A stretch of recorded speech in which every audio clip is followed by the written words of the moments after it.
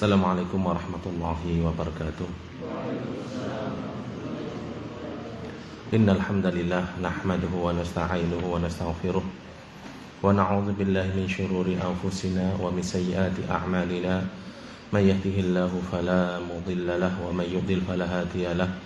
Asyhadu an la ilaha illallah wahdahu la syarika lahu wa asyhadu anna Muhammadan 'abduhu wa rasuluhu. Allahumma 'allimna ma yanfa'una wanfa'na bima 'allamtana wa zidna 'ilma. Alhamdulillah wa syukurillah ayyuhal ikhwah wal akhwat rahimani wa rahimakumullah. Dalam kesempatan malam hari ini kita melanjutkan pembacaan kitab Tadhkiratus Sami'i wal Mutakallimi fi Adabil Alimi wal Muta'allim. Fi Adabil Alimi wal Muta'allim. Taib. Pada pertemuan yang lalu kita telah sampai pada adab seorang alim dalam dirinya atau terhadap dirinya, serta perhatian santrinya dan pelajarannya. Dan kita sampai pada pembahasan yang nomor 2, an yasunal ilma kama sanahu ulama salaf. Taib, tafadhal ya, baca. Bismillahirrahmanirrahim. Qala al-mu'allif rahimahu ta'ala wa qad ahsana al-qailu Abu Syuja' al-Jurjani wa lam abtadil fi khidmati al-ilmi muhtati li akhduma man laqaitu illa li ukhdama ashqa bihi gharsan wa ajnihi dillatan idan fatiba'ul jahli qad kana aslama walau anna ahlal ilmi sanuhu sanahum walau azzamuhu fin nufusi la'uzzima fa in da'at hajatun ila dhalika aw daruratun aw ittadadhu maslahatun diniyatun rajihatun ala mafsadati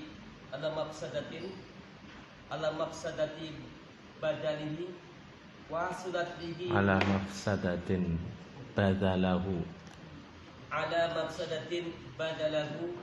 wa hasudatihi niyatun salihatun fala ba'sa bihi insyaallah ta'ala wa ala hada yuhmalu ma jaa an ba'di a'immatis salafi minal mashyi ilal muluki wa ulatil amri kaz-Zuhri wasy-Syafi'i wa ghairihima la ala annahum qasadu bidzalika fudulal aghradi ad-dunyawiyati wa kadzalika idza kana al-ma'tiyu ilaihi min al-ilmi waz-zuhdi fil manzilatil 'aliyati wal mahilli ar-rafi'i fala ba'sa bitaraddudi ilaihi liifadatihi faqad kana Sufyanus Sawriyyu yamshi ila Ibrahim bin Adham wa yufiduhu wa kana Abu Ubaid yamshi ila Ali bin al-Madini yusmi'uhu gharibal hadithi. Barakallahu fiik. Baik, kita masih membahas tentang adab seorang alim terhadap atau dalam dirinya, yaitu hendaklah dia menjaga ilmu yang ada pada dirinya, sebagaimana para ulama salaf menjaga ilmu yang mereka miliki, tetap selalu berada dalam kondisi mulia, wibawa, dan tidak memberikan ilmu kepada siapapun atau mendatangi orang yang tidak menginginkan ilmu tersebut, meskipun memiliki kedudukan atau jabatan, karena hal tersebut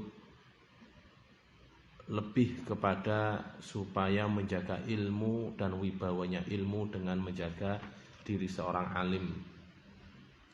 Qala al-mu'allif rahimahullahu ta'ala wa qad ahsanal qailu, dan benar-benar telah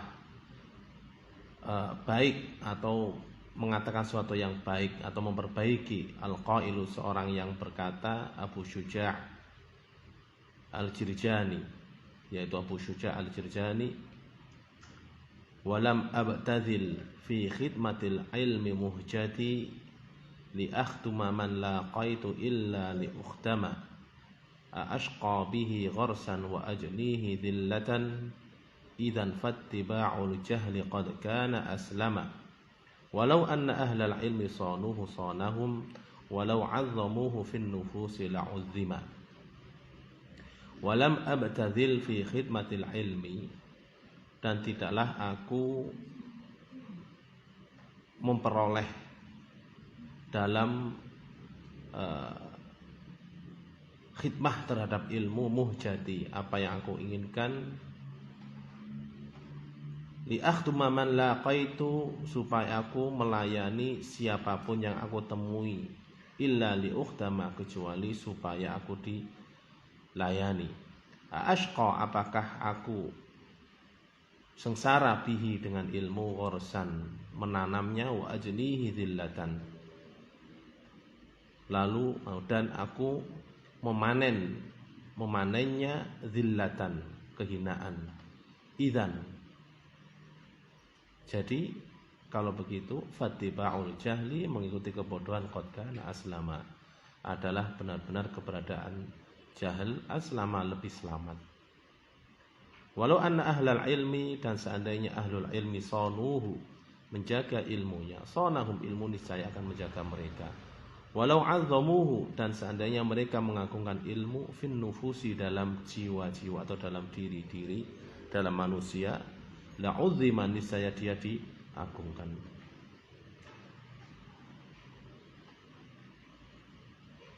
Maksudnya adalah bahwa lam abtadil fi khidmatil ilm muhjati ila akhiri, yaitu bahwa aku tidaklah memperoleh ilmu, ya, atau mendapatkan ilmu untuk aku berikan kepada siapapun yang aku temui,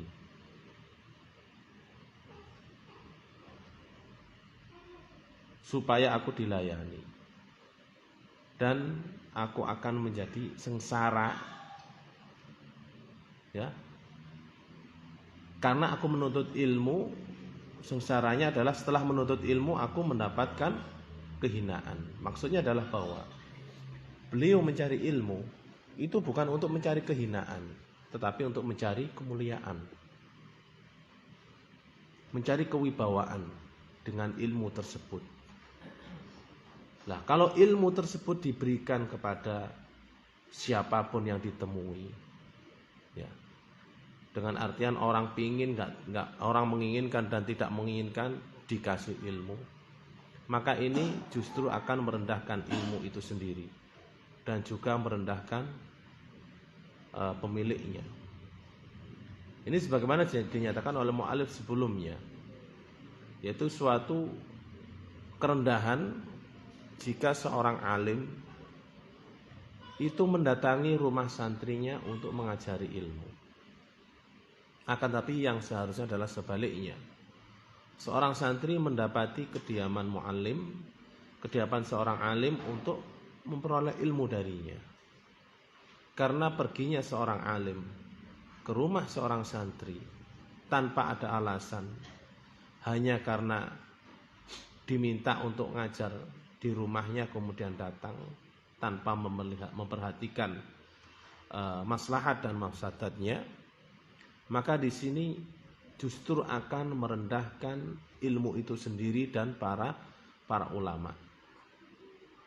Maka di sini mu'allif rahimahullah ta'ala menyatakan demikian. Bukanlah aku mencari ilmu payah, mencari ilmu khidmah, mencari ilmu untuk aku dihinakan. Kalau demikian lebih baik aku bodoh dan itu lebih selamat jika aku dihinakan karena ilmu yang aku miliki.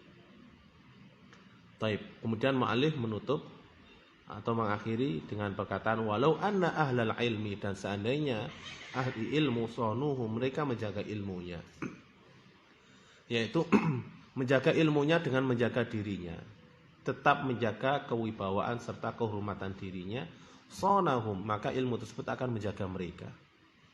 Walau azzamuhu fin nufusi, seandainya mereka mengagungkan ilmu dalam jiwa-jiwa, dengan artian mereka menampakkan keagungan ilmu tersebut di hadapan manusia, tidak merendahkan ilmu tersebut di hadapan manusia, la'uzzima, niscaya seorang alim tersebut akan diagungkan karena keilmuannya.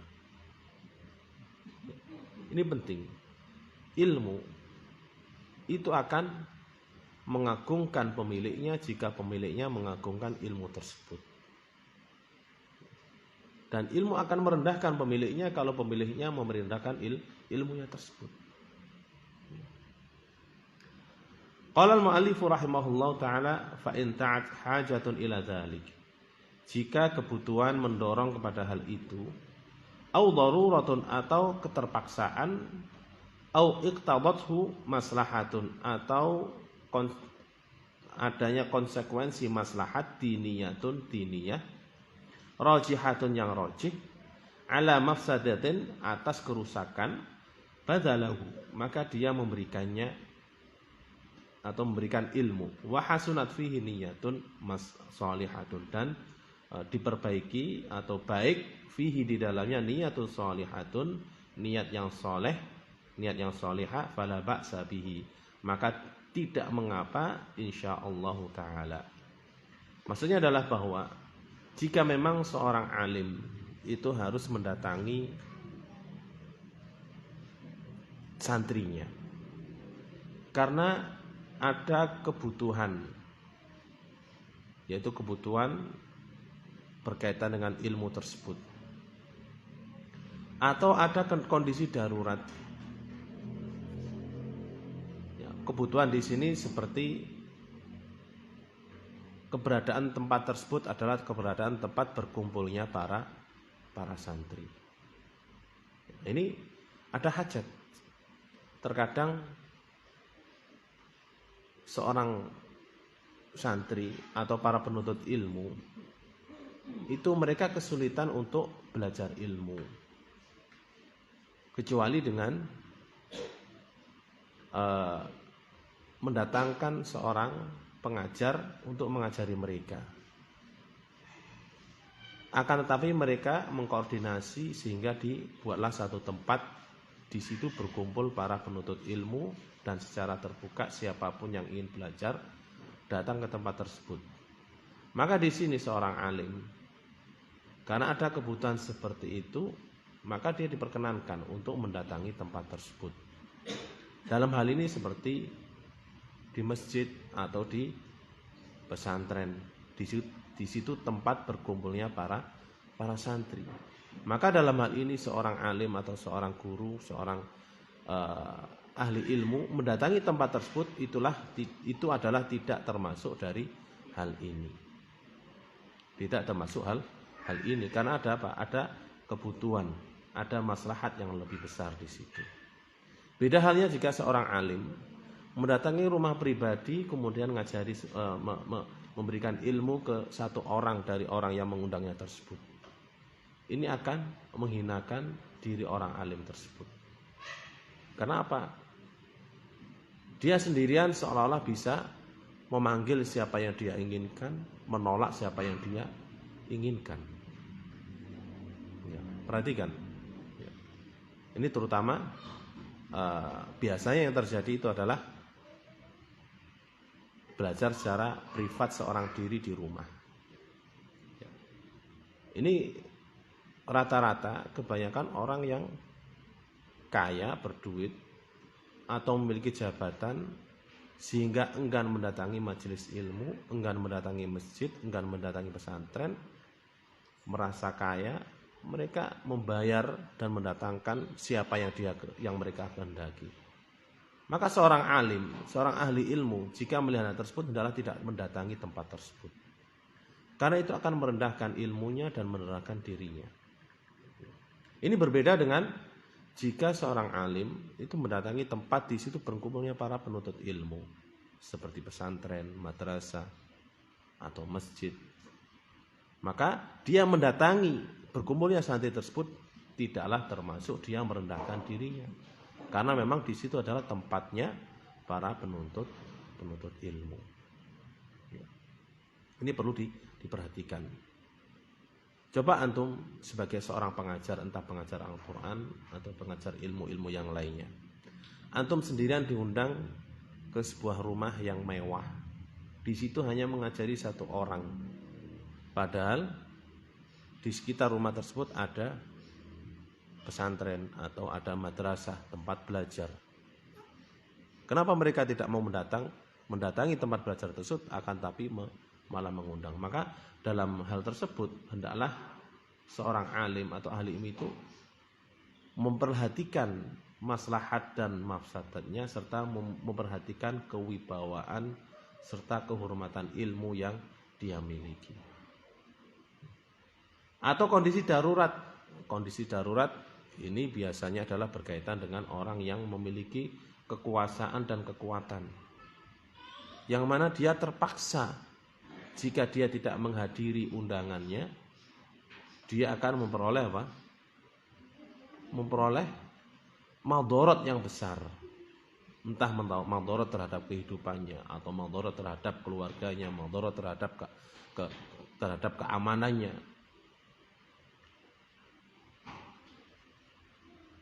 Au iqtadathu maslahatun diniyatun, atau adanya konsekuensi maslahat diniyah rajihah, yang rajih, yang kuat atas mafsadatnya. Maka dia memberikan ilmunya, mendatangi tempat tersebut dan mengajarkan serta memberikan ilmunya kepada para penuntut ilmu tersebut. Tentunya dengan memperbaiki niat, dan niatnya, memperbaiki niatnya sehingga menjadi niat yang sholihah. Maka dalam ini mu'allif menyatakan ini tidak mengapa insyaallah. Akan tapi tetap kembali kepada asalnya. Pada asalnya penuntut ilmu itu mendatangi orang alim, mendatangi gurunya, bukan sebaliknya, mendatangi gurunya. Di mana ada guru yang mengajar, maka hendaklah penuntut ilmu itu mendatanginya. Karena apa? Dengan hal tersebut maka ilmu akan terjaga kehormatannya, seorang alim pun terjaga kehormatannya, dan seorang penuntut ilmu pun terjaga kehormatannya. Qala al-mu'allif rahimahullah ta'ala wa 'ala hadza, atas dasar ini yuhmalu ma ja'a an ba'di a'immatis salaf, dibawa ma ja'a, apa yang datang, an ba'di a'immatis salaf, dari sebagian imam-imam salaf, minal masyi ilal muluki wa wulatil amri, dari berjalan mendatangi raja-raja dan para pemimpin, para penguasa, kazuhri seperti az-Zuhri, wa Syafi'i seperti asy-Syafi'i, wa ghairihima dan selain keduanya. La ala annahum, tidak atas bahwa mereka qasadu bidzalika, dengan bermaksud dengan hal itu, fudula al-aghrad dunyawiyah, yaitu kelebihan atau harta benda dunia. Wa kadzalika, dan seperti itu, idza kana al-ma'ti, jika keberadaan yang didatangi ilaihi, al-ma'ti ilaihi, keberadaan yang didatangi, minal ilmi, dari ilmu, wa zuhdi, dan kezuhudan, fil manzilatil aliyati, dalam kedudukan yang tinggi, wal mahillir rafi', dan posisi yang tinggi, fala ba'sa, maka tidak mengapa, bit taradduti ilaihi, dengan datang kepadanya, li ifadatihi, untuk memberikan faedah kepadanya. Maksudnya adalah bahwa jika memang mendatangi keberadaan para santri itu ada kebutuhan atau darurat atau maslahat yang lebih besar daripada mafsadatnya, disertai dengan niat yang sholihah, maka ini diperbolehkan. Dan karena alasan inilah apa yang dilakukan oleh sebagian imam-imam salaf itu difahami atau dibawa ke hal tersebut. Seperti az-Zuhri. Az-Zuhri itu mendatangi siapa? Mendatangi Abdul Malik bin Marwan, seorang khalifah. Abdul Malik bin Marwan ini adalah raja dari Bani Umayyah yang telah mengalahkan Abdullah bin Zubair. Setelah kematian Abdullah bin Zubair, maka kekuasaan dan kekhilafahan kaum muslimin di bawah Abdul Malik bin Marwan. Dan Az-Zuhri sering mendatangi Abdul Malik bin Marwan. Dan kedatangan Az-Zuhri, seorang alim besar, seorang tabi'in, mendatangi istana raja itu karena ada maslahat yang besar. Yang mana maslahatnya lebih besar daripada mafsadatnya. Demikian juga Al-Imam Syafi'i rahimahullah, beliau mendatangi Harun ar-Rasyid. Mendatangi Harun ar-Rasyid karena Al-Imam Syafi'i itu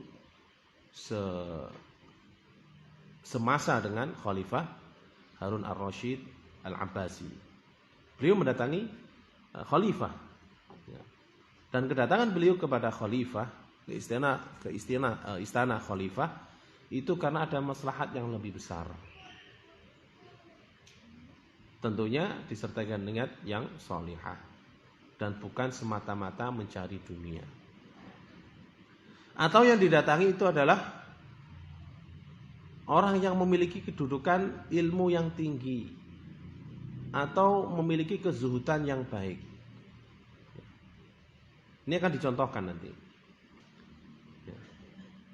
Qala al-mu'allifu rahimahullahu ta'ala faqad kana Sufyan ats-Tsauri yamshi ila Ibrahim bin Adham wa yufiduhu, dan adalah benar-benar maka benar-benar keberadaan Sufyan ats-Tsauri yamshi ila Ibrahim bin Adham, berjalan mendatangi Ibrahim bin Adham, wa yufiduhu, dan mengajari, memberikan faedah kepadanya. Maksudnya adalah di sini bahwa Sufyan ats-Tsauri itu adalah termasuk ulama salaf yang sangat terkenal. Bahkan beliau dijuluki Amirul Mukminin fil hadis. Dengan ketinggian ilmu beliau mendatangi Ibrahim ibn Adham ya, untuk mengajari dan memberikan faedah kepada beliau. Padahal dari sisi keilmuan ya, yang lebih tinggi ilmunya adalah Sufyan ats-Tsauri. Bahkan Sufyan ats-Tsauri mendatangi Ibrahim bin Adham itu untuk mengajarinya. Kenapa? Sufyan ats-Tsauri itu mau mendatangi Ibrahim bin Adham. Padahal Sufyan ats-Tsauri itu gurunya. Dikarenakan Ibrahim bin Adham ini adalah orang yang memiliki kedudukan tinggi dalam masalah zuhud, wara' dan ahli ibadah.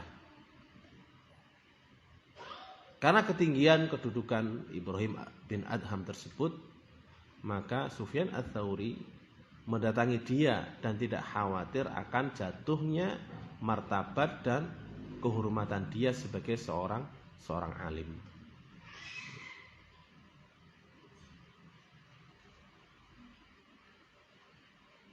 Qala wa kana Abu Ubaidin yamshi ila Ali bin al-Madini. Dan keberadaan Abu Ubaid berjalan mendatangi Ali bin al-Madini. Yusmi'uhu, dia ingin memperdengarkan Ali bin al-Madini gharibal hadis yang aneh. Maksudnya adalah bahwa Abu Ubaid Al-Qasim Ibn Sallam, dia adalah seorang ulama yang terkenal, ahli hadis, ulama ahlus sunnah wal jamaah, dan dia lebih senior daripada Ali bin al-Madini, dan Ali bin al-Madini itu muridnya. Nah, Abu Ubaid itu mendatangi Ali bin al-Madini untuk mengajari dan memberitahukan tentang hadis-hadis aneh. Di sini guru mendatangi murid. Kenapa tidak tercela? Karena kedudukan murid yang tinggi dari sisi keilmuan, dari sisi kezuhudan, sehingga hal tersebut tidak menjatuhkan martabat dan wibawanya seorang guru tersebut. Wallahu ta'ala alam. Taib. Ini mungkin akan terjadi pada diri kita suatu saat nanti. Kita pernah mengajari santri-santri kita.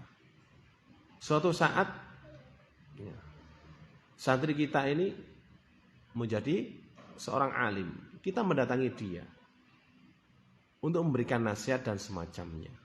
Nah, seperti ini. Itu tidak akan menjatuhkan martabat dan kedudukan orang alim tersebut. Karena apa? Yang didatangi adalah santri dia sendiri yang memiliki kedudukan ilmu yang baik. Wallahu ta'ala alam. Baik. Kita lanjutkan ats-tsalitsu yang ketiga. Naam. Fadhal.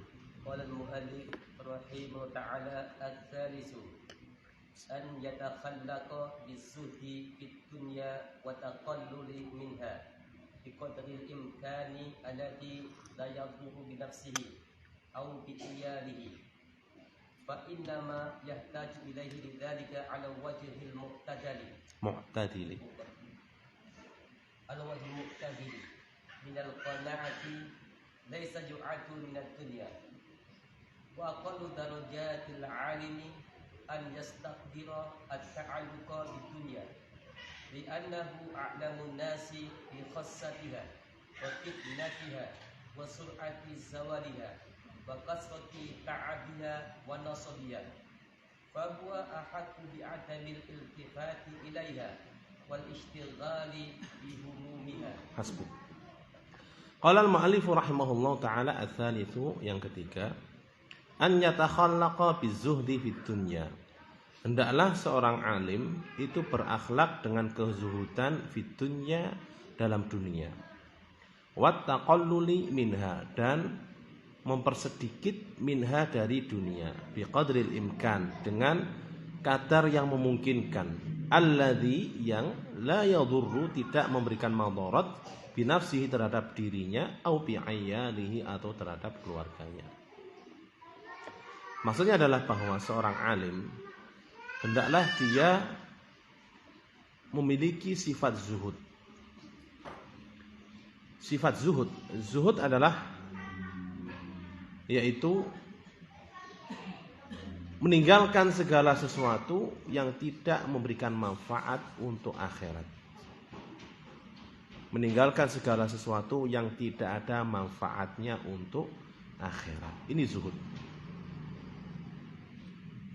Meskipun yang ditinggalkan itu adalah perkara yang mubah dan halal. Jika hal tersebut tidak berguna untuk akhiratnya, maka dia tinggalkan. Ini adalah zuhud. Dan zuhud itu adalah kedudukan yang paling tinggi bagi orang yang hidup di dunia ini dan keterkaitan hatinya dengan dunia ini. Pelakunya namanya az-zahid. Seorang yang zahid, hatinya tidak terikat dengan dunia kecuali sebatas kebutuhannya, sebatas menegakkan punggungnya. Ini adalah orang yang zahid. Nah, seorang ahli ilmu hendaklah dia memiliki akhlak sebagai seorang yang zahid dalam dunia ini. Dan mempersedikit kepemilikan dia terhadap dunia ini dengan kadar yang memungkinkan. Dengan catatan tidak memberikan madarat terhadap dirinya dan juga tidak memberikan madarat terhadap keluarganya. Jangan sampai dengan alasan zuhud kemudian meninggalkan pekerjaan lalu kebutuhan dia dengan memelas kepada orang lain. Ini bukanlah zuhud, tapi ini adalah pemalas. Orang yang zuhud itu mencari dunia sekedarnya untuk menghidupi dirinya dan keluarganya sehingga tercukupi. Dan tidak meminta-minta atau membuat orang lain memberikan belas kasihan kepadanya. Ini adalah zuhud. Bukanlah zuhud orang yang bajunya compang-camping. Bukanlah zuhud orang yang selalu duduk di masjid dan meninggalkan pekerjaannya. Itu bukan zuhud, tapi itu adalah pemalas. Orang yang zuhud itu orang yang tetap kerja mencari dunia, tapi kerjanya adalah untuk sekedarnya. Jika dia memperoleh hasil dari kerjaannya, lalu ada kelebihan dari kebutuhannya, maka kelebihannya itu dimanfaatkan untuk akhiratnya. Itulah seorang yang zahid. Bukan orang yang berjalan mondar-mandir ke sana kemari dikatakan musafir. Itu bukan musafir. Atau orang yang duduk di masjid tidak beraktivitas nyari nafkah atau kerja. Itu bukan orang zahid. Orang yang zahid itu tetap bekerja dan semangat dalam bekerja. Akan tetapi pekerjaannya tersebut tidak melalaikan akhiratnya. Dan hasil dari pekerjaannya tersebut diambil hanya secukupnya untuk memenuhi kebutuhannya. Jika ada lebih, maka dia menggunakan lebihnya itu untuk maslahat akhirat dia. Entah itu untuk membantu kerabat dekatnya, atau untuk membantu para santri, atau membantu tetangganya yang membutuhkan, atau hal-hal yang bermanfaat untuk akhiratnya, dan tidak menyimpan atau menimbun harta benda dunia ini. Itu adalah orang yang zahid. Demikian juga orang yang zahid tidak menyia-nyiakan keluarganya dengan alasan ingin fokus menuntut ilmu, lalu menyia-nyiakan keluarganya. Ini bukanlah orang yang zahid, ini adalah orang yang zalim. Siapapun yang menyia-nyiakan keluarganya, istrinya, anaknya, sehingga mereka kekurangan, atau sehingga mereka meminta belas kasihan orang lain, maka mas'ul, kepala keluarga yang bertanggung jawab itu telah melakukan kezaliman. Maka seorang yang zahid hendaklah tidak menyia-nyiakan keluarganya. Orang yang zahid itu tidak menyia-nyiakan keluarganya. Qala al-mu'allif rahimahullah, fa innama yahtaju ilaihi lidzalika 'ala al-wajhi al-mu'tadil. Maka sesungguhnya apa yang dia butuhkan terhadap hal itu 'alal wajhil mu'tadil, atas sisi yang cukup, mu'tadil, sederhana atau sedang. Minal qanaati, dari sifat qanaah. Laisa yu'addu minad dunya, dan tidak dihitung dari dunia. Maksudnya adalah bahwa dia memiliki akhlak atau sifat sebagai seorang yang zahid, tetapi dia tidak tanpa menyia-nyiakan dirinya dan keluarganya. Qala al-mu'allif rahimahu ta'ala wa aqallu darajatil alimi, dan minimum derajat seorang alim, paling minim derajat seorang alim, an yastaghzira, hendaklah dia memandang kotor at-ta'alluqa bidunya, yaitu terikat dengan dunia. Li'annahu, karena sesungguhnya dia seorang alim, a'lamun nasi, manusia yang paling mengetahui bi khassatiha, dengan keburukan dunia, wa fitnatiha, dan fitnahnya dunia, wa sur'ati zawaliha, dan cepatnya sirna dunia, wa kathrati ta'abiha, dan banyaknya capek dunia, wa nasabiha, dan lelahnya dunia, fahuwa, maka dia ahaqqu, orang yang paling berhak, bi'adamil iltifati, untuk tidak menoleh ilaiha, kepada dunia, wal ishtighali bihumumiha, dan sibuk dengan memikirkannya, sibuk dengan memikirkannya, itu memikirkan dunia. Maksudnya adalah bahwa seorang alim itu hendaklah dia ya minimum dia tahulah kedudukan dunia ini seperti apa. Karena orang alim itu tahu dengan ilmunya bahwa dunia ini hanyalah tunggangan. Tunggangan untuk menghantarkan dia kepada akhiratnya. Dia tahu tentang buruknya dunia ini, fitnahnya dunia ini. Innama amwalukum wa auladukum fitnah. Dunia ini, harta-harta kalian dan anak-anak kalian adalah fitnah. Dan juga cepatnya hilangnya dunia ini, sirnanya dunia ini cepat. Dunia ini cepat sirna. Entah itu dunianya yang rusak atau penghuninya yang mati duluan. Itu selalu apa? Balapan. Selalu balapan. Seseorang ya memakmurkan dunia, pasti salah satunya akan sirna duluan. Entah itu yang membangun atau yang dibangun. Nggak ada dua-duanya kekal, itu nggak ada. Atau berumur panjang dua-duanya sekaligus, nggak ada. Ya. Kalau tidak rumahnya dulu hancur, ya penghuninya dulu mati.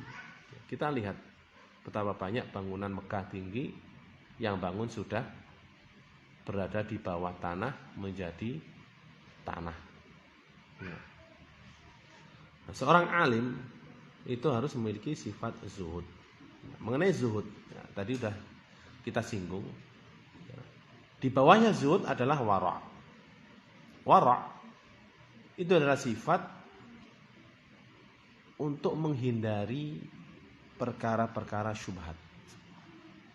Itu adalah wara', menghindari perkara-perkara syubhat. Sebagaimana dalam hadis Nabi SAW, beliau bersabda, Innal halala bayyinun wa innal harama bayyinun wa bainahuma umurun mushtabihatun la ya'lamuhunna katsirun minan nas.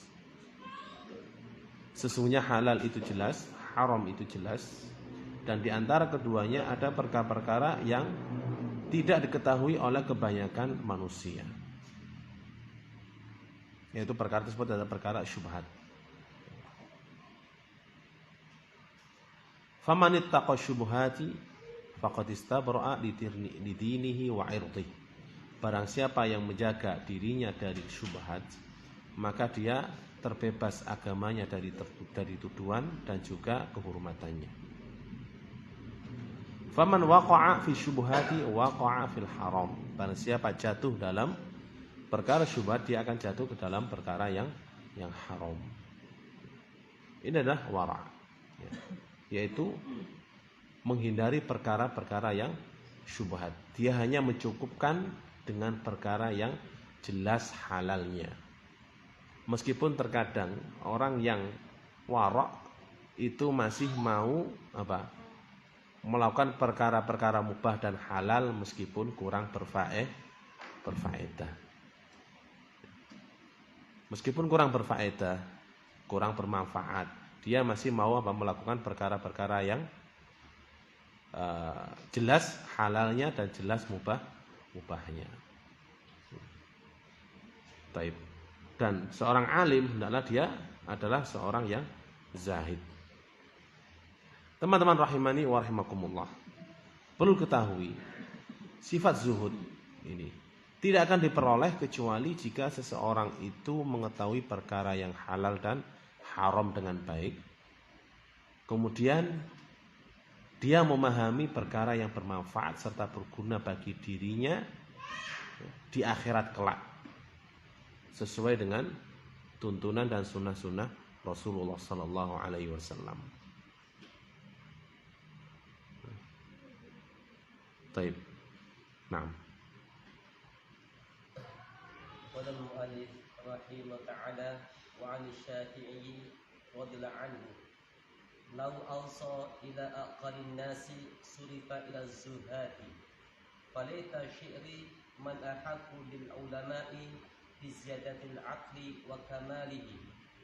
Wa qala Yahya ibn Mu'adh law kana lid dunya tibran yafna wal akhiratu khazafan yabqa lakana yanbaghi lil akhiri isarul khazafi al baqi ala tibri al fani fa kaifa wad dunya khazafun fanin wal akhiratu tibrun baqin.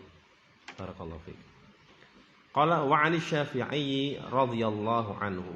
Qala al-muallif rahimahullah wa 'ani Syafi'i radhiyallahu anhu dari Imam Asy-Syafi'i radhiyallahu anhu.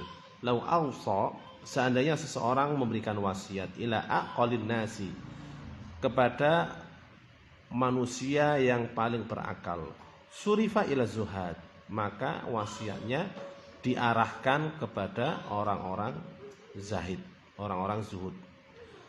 Falaita syi'ri, aduhai, man ahaqqu bil ulama'i, siapakah yang lebih berhak dari para ulama, bi ziyadatil aqli wa kamalihi, dari tambahnya akal dan kesempurnaan akalnya. Maksudnya adalah jika seseorang memiliki harta benda lalu berwasiat supaya sepertiga harta bendanya diberikan kepada manusia yang paling berakal. Nah, dia berwasiat sepertiga hartaku diberikan kepada orang yang paling berakal. Siapakah orang yang paling berakal? Al-Imam Syafi'i radhiyallahu anhu mengatakan orang yang paling berakal adalah zuhad. Kenapa dikatakan zuhad itu sebagai orang yang berakal? Karena dia memiliki pandangan yang sangat jauh, sehingga dia tidak melakukan sesuatu kecuali sesuatu tersebut memberikan maslahat dan keberuntungan untuk masa depan yang jauh tersebut. Ini orang yang punya akal, ya, orang punya akal. Itu kira-kira ya, ketika jual beli, mungkin ada pedagang nggak di sini? Banyak ya. Pedagang itu nyari keuntungan sementara atau keuntungan jangka panjang? Kira-kira yang dicari mana?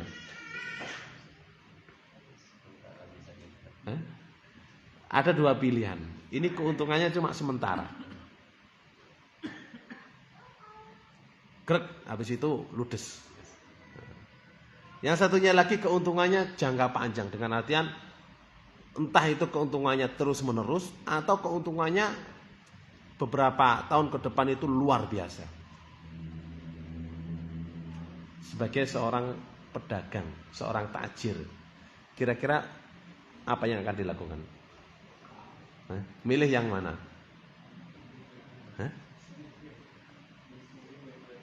Dua-duanya. Suruh itu nggak milih, itu namanya dirangkul semuanya, diambil semuanya. Kalau disuruh milih, tentu akan memilih apa?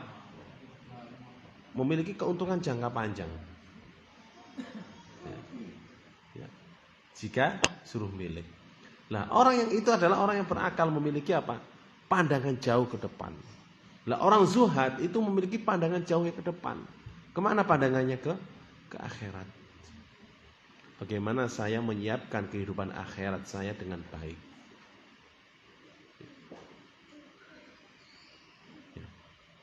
Kemudian beliau mengatakan, aduhai, siapakah orang yang paling berhak dikatakan punya akal dan sempurna akalnya dari para ulama? Ada nggak orang yang lebih berakal dari para ulama?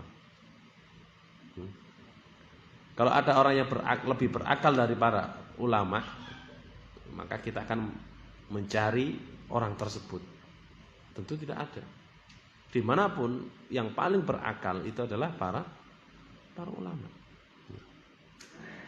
Qala al-mu'allifu rahimahullahu ta'ala, wa qala Yahya ibnu Mu'ad. Yahya ibnu Mu'ad mengatakan, lau kanatid dunya tibron, seandainya keberadaan dunia tibron, emas murni, yafna, tapi sirna, wal akhiratu khazafan yabqa, dan akhirat adalah khazaf. Khazaf itu semacam kulit kerang, semacam kerang ya. Sebagian perhiasan itu dibuat dari apa? Dari rumah kerang. Ada beberapa jenis rumah kerang itu yang memiliki nilai tinggi dan memiliki apa? Bentuk yang indah sehingga menarik. Khazafan yabqa lakana yambaghi, maka hendaklah seharusnya lil aqili bagi seorang yang akil itharul khazafil baqi, mendahulukan ya, khazaf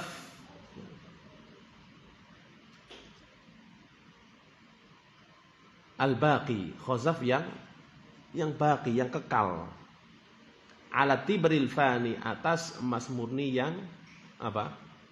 Yang sirna.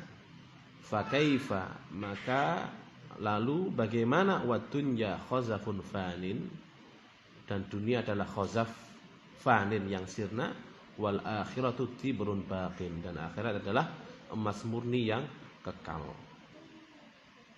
Maksudnya adalah bahwa seandainya seseorang ya dikasih dua pilihan, emas murni tapi nggak lama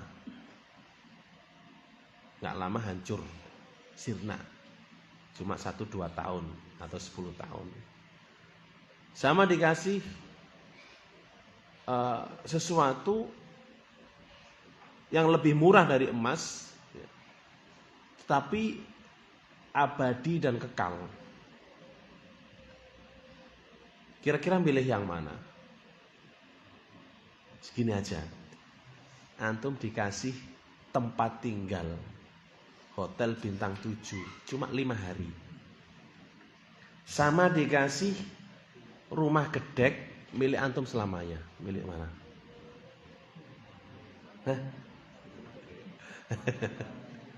Milih mana? Rumah gedek ini milik antum selamanya, sudah. Antum tinggal di bintang 7 cuma 5 hari. Setelah itu nggak punya apa-apa. Kira-kira orang berakal itu milih mana?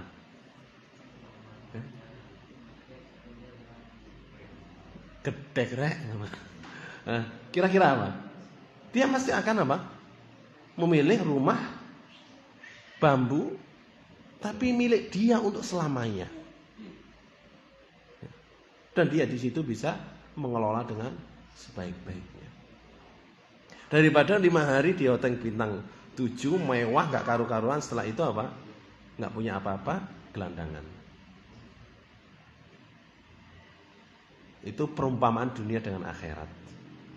Nah, bagaimana kalau rumah gedek cuma 5 hari, hotel bintang 7 selamanya? Nah, itulah perbandingan dunia dengan akhirat. Dan lebih tinggi lagi perbandingannya, enggak hanya sekedar itu. Ini maksud dari perkataan Yahya bin Mu'adz. Lah orang yang berakal, kira-kira apa yang dia dahulukan? Tentu sesuatu yang kekal. Sesuatu yang kekal. Dan orang yang berakal itu adalah orang yang zahid, orang yang zuhud. Dan keutamaan orang yang zahid itu sangatlah banyak dan besar. Di antara keutamanya dinukil, ya, diriwayatkan dalam hadis, ya, izhad fid dunya yuhibbukallah wazhad fima fi aidin nas atau fima aidin nas yuhibbuka annas. Berzuhudlah dari dunia, niscaya Allah akan mencintaimu. Dan berzuhudlah dari apa yang dipegang manusia, niscaya manusia akan mencintaimu. Maksudnya apa? Jangan terlena, tergiur dengan dunia, niscaya Allah akan mencintaimu. Dan jangan juga tertarik dengan milik orang lain. Orang lain pasti akan apa? Mencintaimu. Kalau sudah milik orang lain, jangan tertarik, jangan melirik ke milik dia. Orang lain akan nyaman, tenang, dan senang. Demikian juga jangan melirik, tertarik dengan dunia. Allah Ta'ala akan mencintaimu. Ya. Baik. Nah, sifat seperti ini hendaklah dimiliki oleh seorang alim. Dan dikatakan ya, orang alim itu jarang yang kaya. Hati-hati santri-santri, wahai kasih santri. Orang alim itu jarang kaya. Kenapa? Karena dua hal. Yang pertama, dia sibuk dengan ilmunya. Yang kedua, dia mengamalkan ilmunya. Kalau dia sibuk dengan ilmunya sehingga apa? Tidak sempat untuk apa? Mengumpulkan dunia. Sehingga nggak bisa kaya. Yang kedua, dia mengamalkan ilmunya. Bagaimana mengamalkan ilmunya? Dunia ini apa? Cuma sementara. Nah, ilmunya diamalkan. Nah, jangan nyari dunia, nyarilah akhirat. Nah, kok ada seorang alim kaya raya, ya, itu hanya sedikit dan kemungkinannya cuma mungkin satu. Dia orang alim punya warisan yang banyak.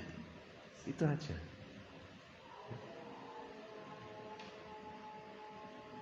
Karena dunia dan ilmu itu tidak bisa berkumpul dalam diri seseorang. Kalaupun dia alim kaya karena warisan, nggak lama warisannya akan habis. Dikisahkan ya, Yahya ibnu Ma'in, antum tahu ya, Yahya ibnu Ma'in rahimahullah, seorang ahli hadis, temannya Imam Ahmad. Dia itu mendapatkan warisan, dikatakan alfi dirham atau alfi dinar, 1.000.000 dinar. Itu nggak lama habis, digunakan untuk apa? Belajar ilmu hadis, untuk mencari hadis. Karena zaman dahulu hadis itu dicari. Dengar di sana dia ada ulama ahli hadis, didatangi safar. Untuk safar ini butuh biaya yang banyak. Yahya bin Ma'in menghabiskan ya, harta warisannya yang kalau dikatakan itu miliaran hanya untuk apa? Mencari dan mengumpulkan hadis. Itulah ahli ilmu. Ya. Makanya ada ya sedikit apa ya, lataif atau latifah dengan artian guyonan. Ada seorang pedagang itu cari mantu. Kebetulan yang didatangi adalah orang alim, ustadz atau kiai yang datangi. Nah, ustadz atau kiai tersebut adalah orang yang bijak. Pedagang ini tanya, kamu cari mantu? Dia punya anak perempuan, cari menantu laki-laki. Biasanya kalau cari menantu laki-laki kan dilihat cari menantu yang baik dan soleh. Tempatnya di mana? Cari menantu yang baik dan soleh di mana tempatnya? Di pondok pesantren. Ya. Cari pondok pesantren. Tanya ke kiainya, Pak Yai, saya cari mantu.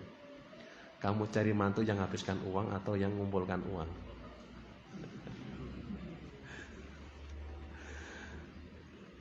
Dia nggak mau jawab. Dia jawabnya apa? Saya cari mantu santri yang baik dan tekun ibadah. Santri yang soleh. Oh ya, ini ada santriku yang rajin, pinter, rajin ibadah. Di rumah dinikahkan, sampai di rumah nggak bisa apa-apa. Bisanya cuma apa? Ngaji, ngajar, sama banyak ibadah. Udah itu aja. Tentunya nggak bisa mengumpulkan uang. Justru apa?